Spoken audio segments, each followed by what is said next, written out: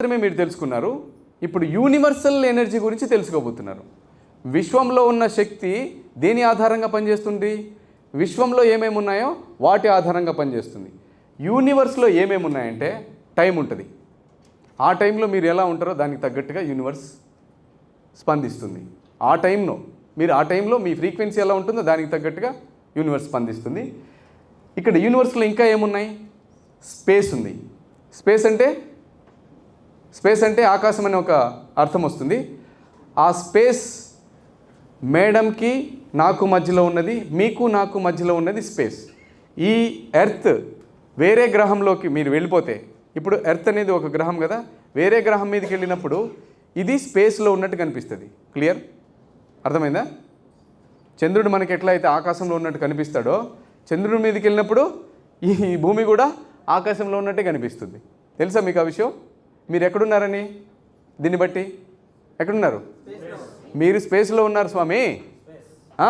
ఇలాంటి తెలియని విషయాలు తెలుసుకోవడానికి ఈ తరగతికి వచ్చారు. మీరు స్పేస్లోనే ఉన్నారు, మీరు యూనివర్స్లోనే ఉన్నారు, కానీ మీకు తెలియదు. మీరు ఎక్కడైనా వేరే చోటు ఉన్నారా? మనం అందరం స్పేస్లోనే ఉన్నాం. ఆ స్పేస్ అంటే మనం ఉన్నదే. అర్థమైందా? ఆ స్పేస్లో ఉన్నాం. ఆ స్పేస్లో ఏమున్నాయంటే టైం ఉంటుంది, ఎనర్జీ ఉంటుంది. ఆ స్పేస్లో ఎనర్జీ ఉంటుంది, మ్యాటర్ ఉంటుంది, వస్తువులు, పదార్థాలు, స్టార్స్.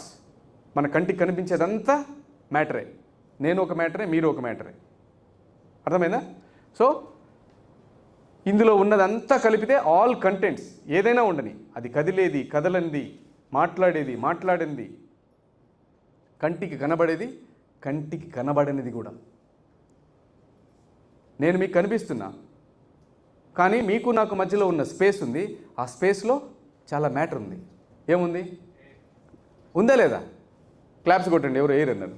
Very good. సో అలాంటిది తెలియకుండా సూక్ష్మాతి సూక్ష్మమైనటువంటి ఇన్విజిబుల్ ఎనర్జీ మనకు తెలియకుండా చాలా ఉంది. ఆ ఎనర్జీతోటి మనం అలైన్మెంట్ కోసం పనిచేస్తున్నాం.